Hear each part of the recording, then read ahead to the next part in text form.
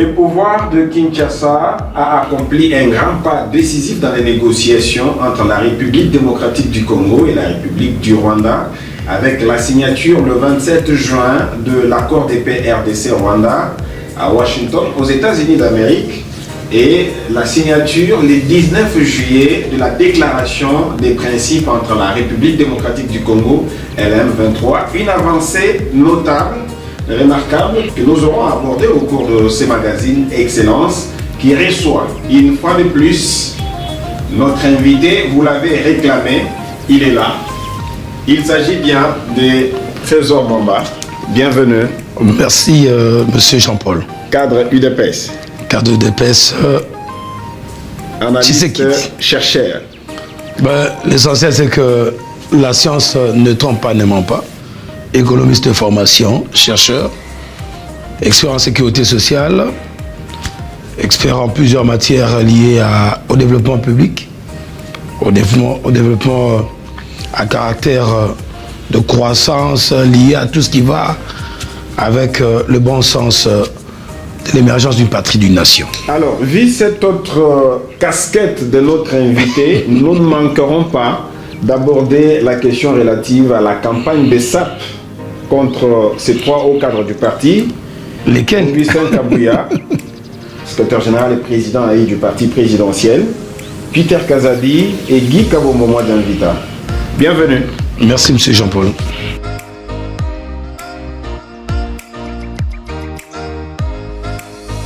Trésor Mamba, sortie imminente du gouvernement, un remaniement puisqu'il s'agit du gouvernement soumis à deux.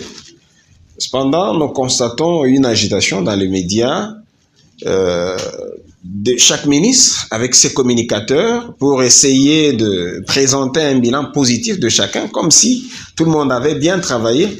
La question que nous nous posons, c'est que est-ce que pour une désignation au poste ministériel, faudra-t-il une campagne?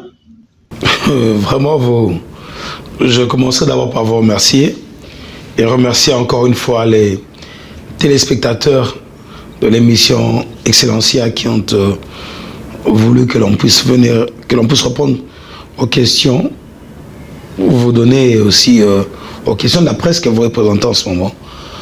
Sur la question liée à l'imminente sortie du nouveau gouvernement, qui n'est que la succession, la suite, en parlant de Soumino à deux, je tiens ici à parler sous réserve, bien sûr, parce que c'est que le président de la République a la primaire et aussi le monopole du casting, du choix et de la décision. C'est vraiment son pouvoir discrétionnaire.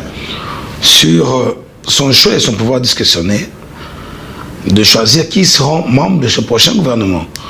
Et pour moi, la satisfaction est de voir que la première ministre, Madame Judith Suminwa Tuluka, a eu à battre avec son gouvernement un grand travail. Est-ce qu'elle a mérité d'être reconduite comme première ministre? Je salue encore une fois la reconduction de cette dame, cette battante, cette Congolaise, qui est la première femme première ministre de ce pays, qui au cours de son mandat a eu à poser beaucoup d'actions via son gouvernement.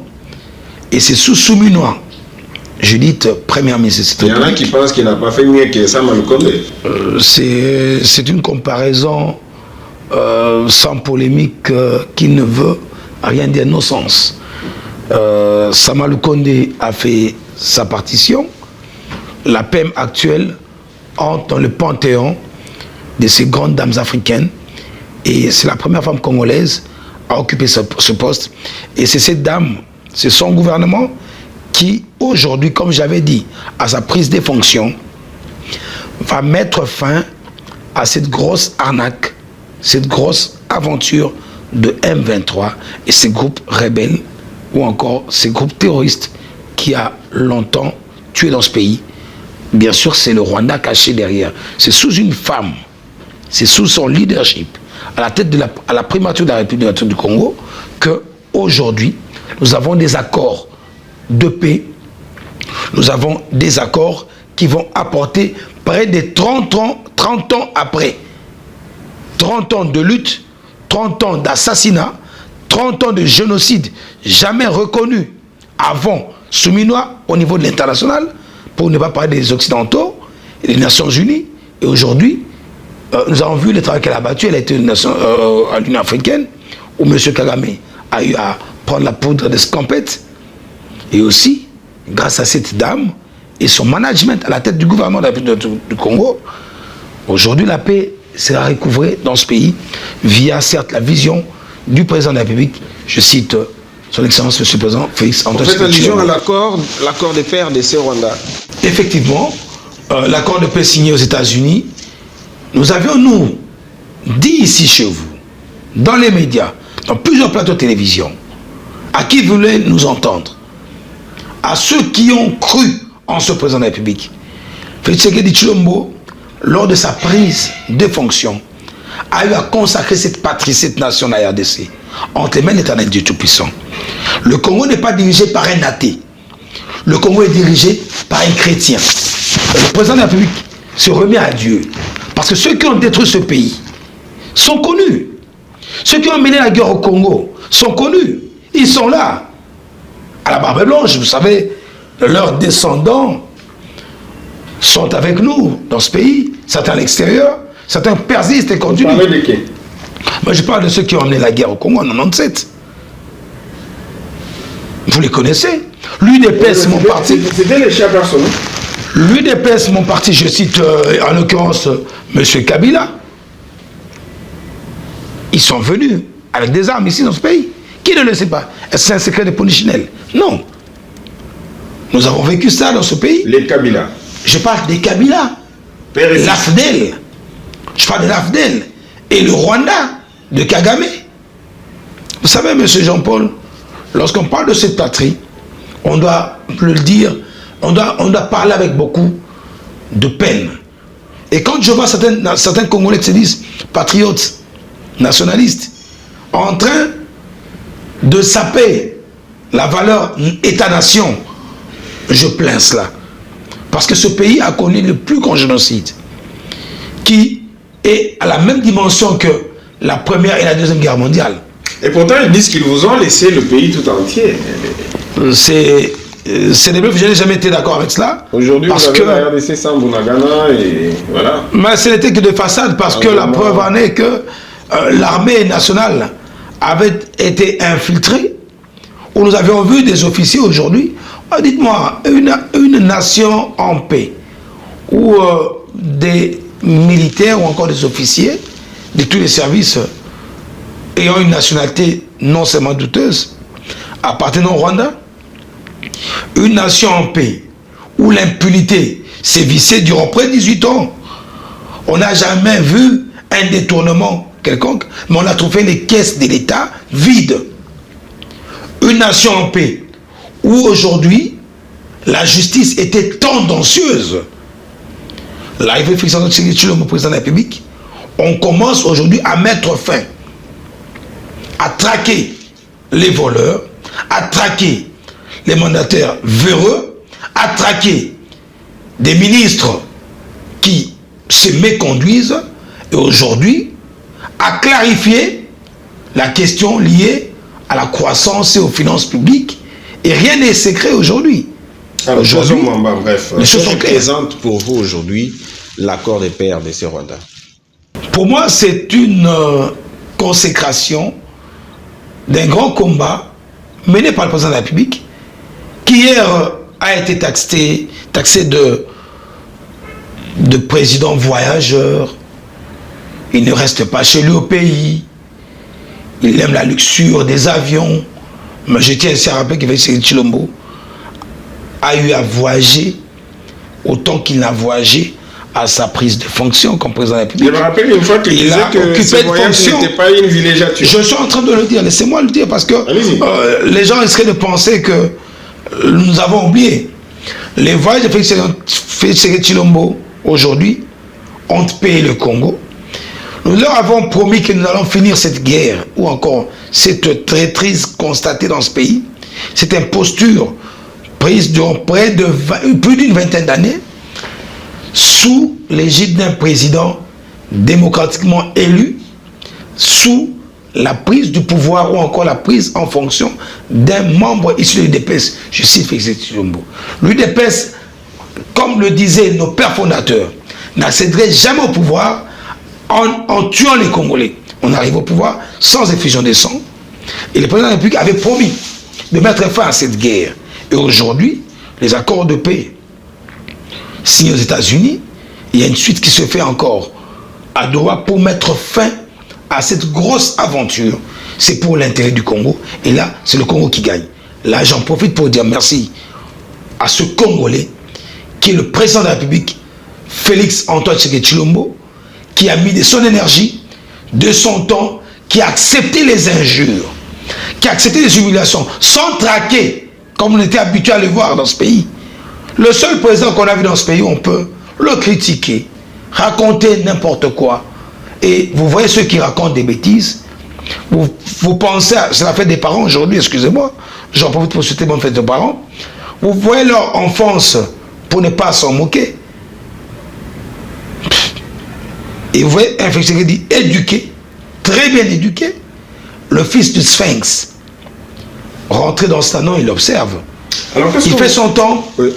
Il ne restera pas éternel. On ne va pas s'attarder sur la question. Accomplie et il va l'accomplir. Et il a même accompli. Qu'est-ce que vous répondez à ce qu'ils disent que cet accord de paix RDC-Rwanda consacre le bradage des ressources minérales de la République démocratique du Congo? Aucunement, cet accord ne peut brader ou encore violer les dispositions démocratiques encore de l'indépendance de ce pays.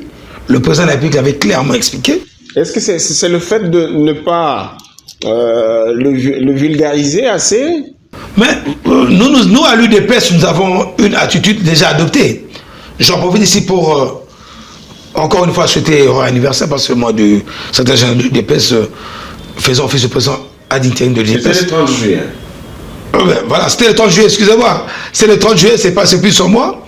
Augustin Kabouya, autant que jamais, je fais dans votre plateau. Je le dis ouvertement que l'UDPS est dans une posture d'accompagnement sans faille du président de la République. Avec la à l'UDPS, nous avons décidé de vulgariser l'accord.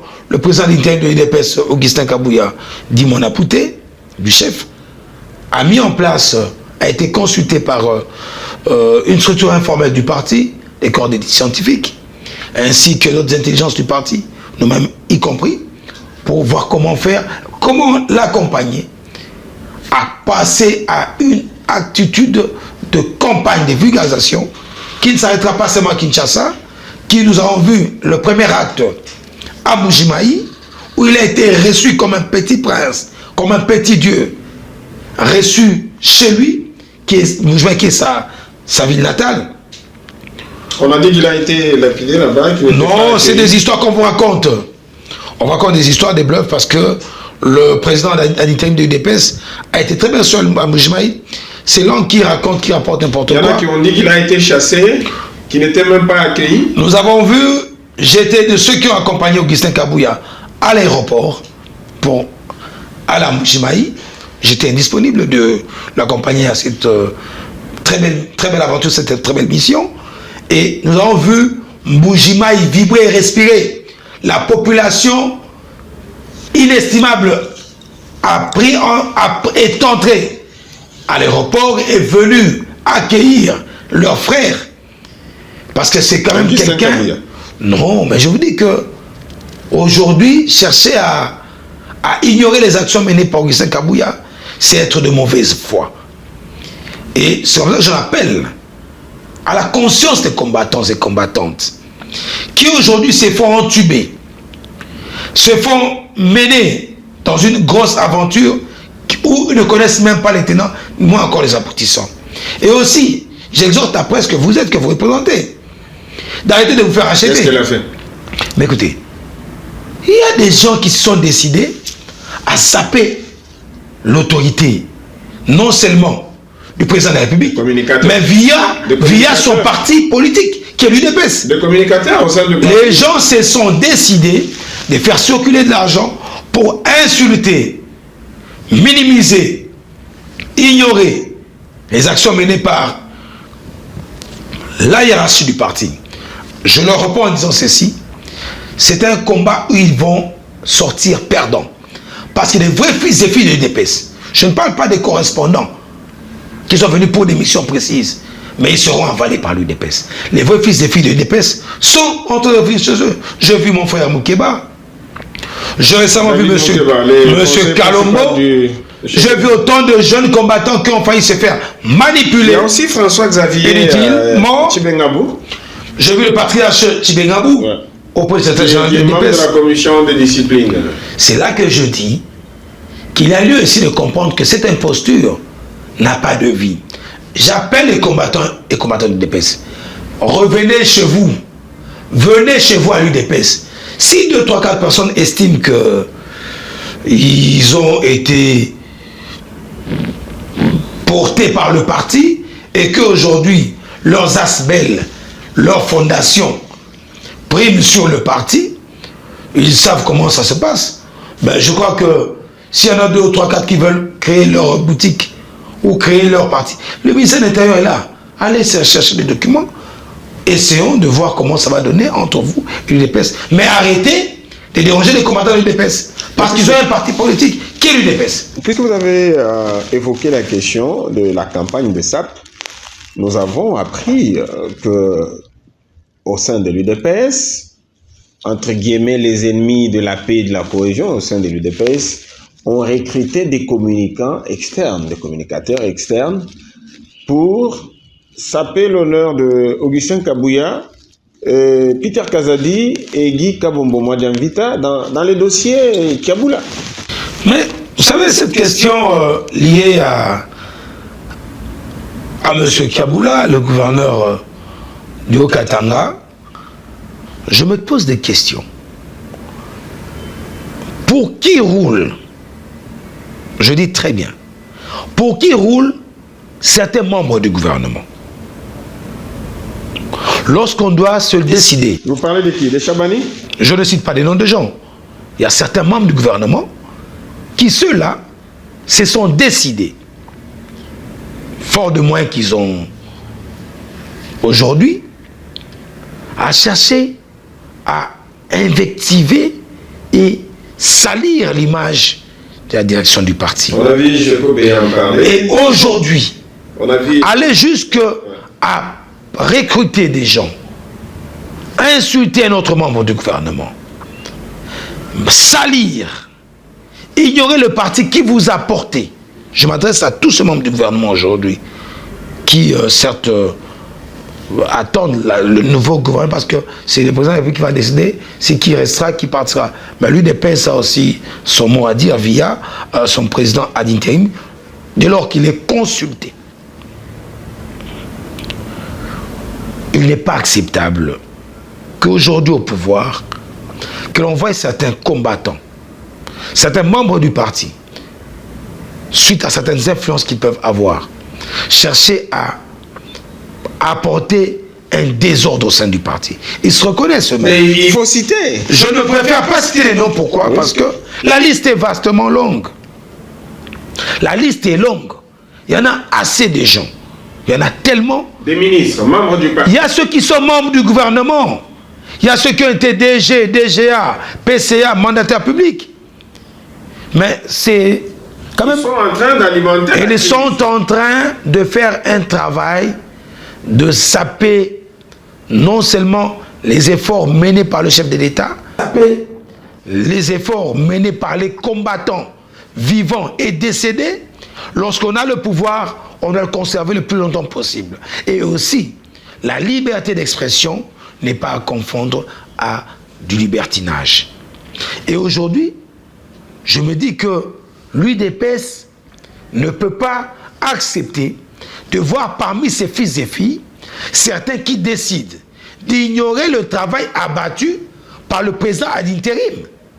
Et vous verrez comme ça, un groupe d'individus accompagnés des billets verts, achetant des médias, et je plains un peu le comportement de certains médias de cette République.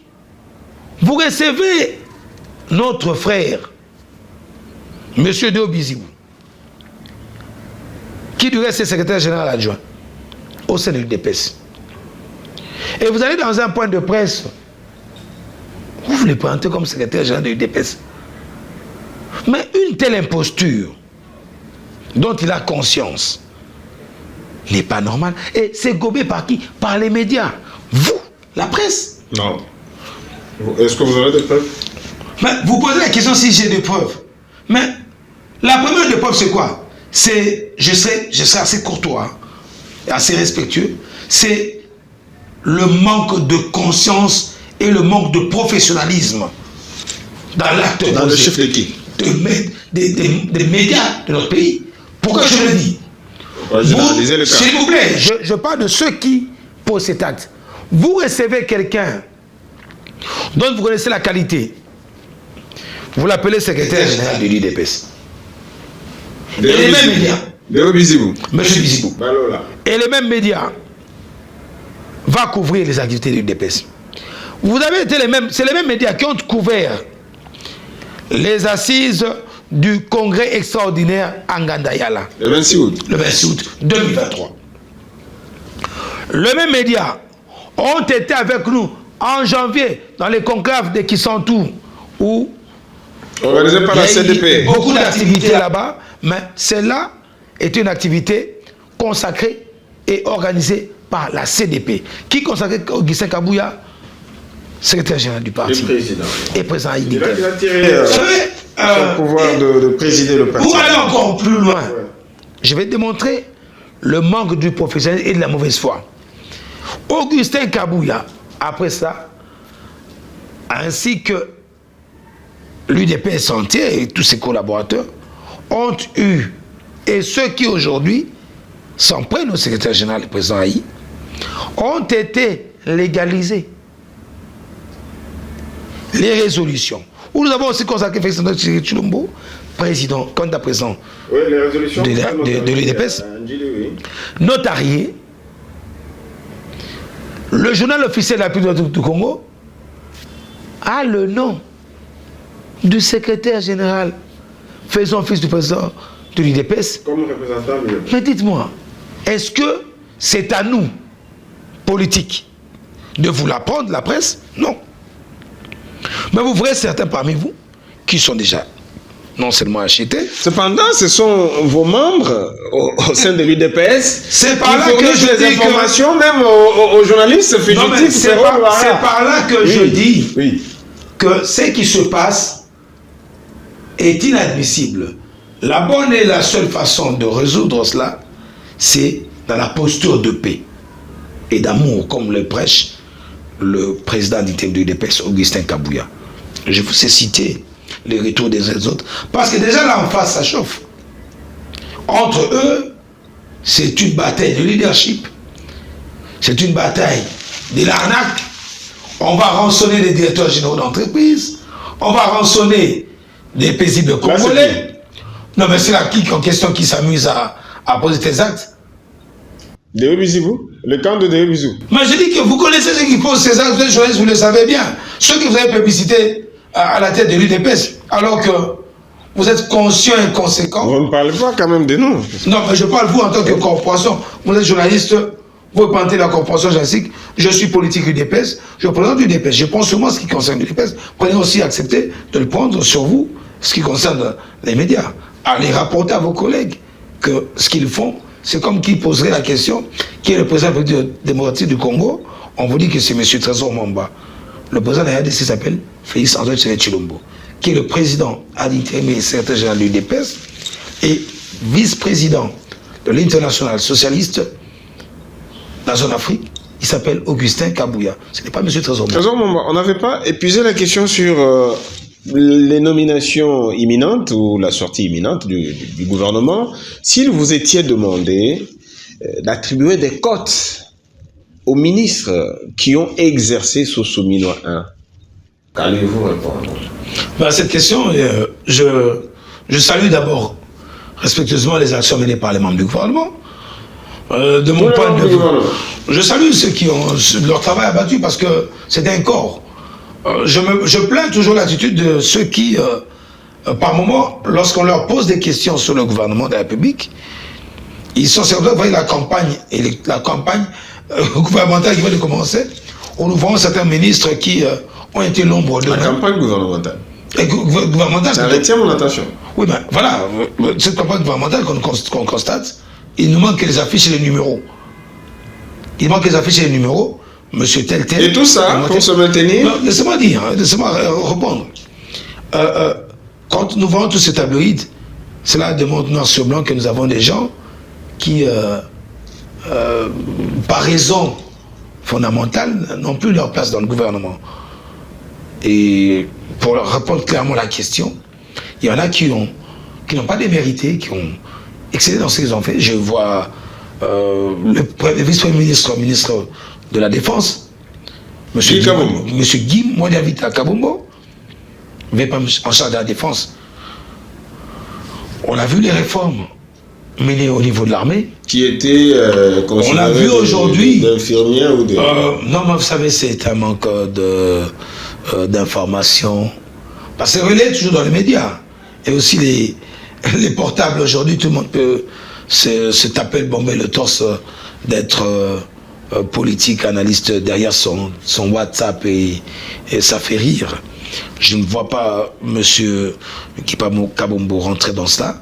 Je citais le VPM à la Défense, Guy Kabombo Mwadiavita, qui n'a ménagé aucun effort au niveau de ce ministère. Et aujourd'hui, ses actions sur terrain démontrent noir sur blanc qu'il y a une volonté manifeste d'apporter beaucoup dans l'armée. Et aujourd'hui, la fin de la crise, encore la guerre de l'Est, a été enclenchée et déclenchée sous son mandat. Pourquoi ne pas le voir à la tête de ce ministère de la Défense, bien que le choix discrétionnaire est réservé au président de la République? Au-delà de celui-là, je peux encore citer un autre. Donc s'il ne dépendait que de vous, Guy Kabombo Mwadiavita doit être reconduit au poste du ministre de la Défense. Et déjà vice-premier ministre de la Défense. Judith Suminwa, elle a son poste. Je suis très satisfait de cela. Madame Kaikwamba Thérèse, cette dame est une révélation de l'intellectuelle féministe congolaise. Aujourd'hui, la femme congolaise, via Madame Thérèse Kaikwamba, ainsi que la première ministre Judith Suminwa, on a démontré aujourd'hui que nous qui sommes parents, qui avons des filles, envoyons nos enfants à l'école apprendre. Au-delà de cela, je peux citer le ministre actuel de Finances. J'estime qu'il a eu à poser certaines actions dans le gouvernement. Doudou Famba, il ne démérite pas de faire partie du gouvernement. Tous les ministres ne n'étaient pas forcément dans les mêmes ministères. Hein, parce que les réformes, on les apporte de choix et du président de la République. Mais en termes d'éthique et de profil, j'estime que ceux-là n'ont pas démérité. Voilà ce que je peux dire pour ceux que... Jacques Chavani.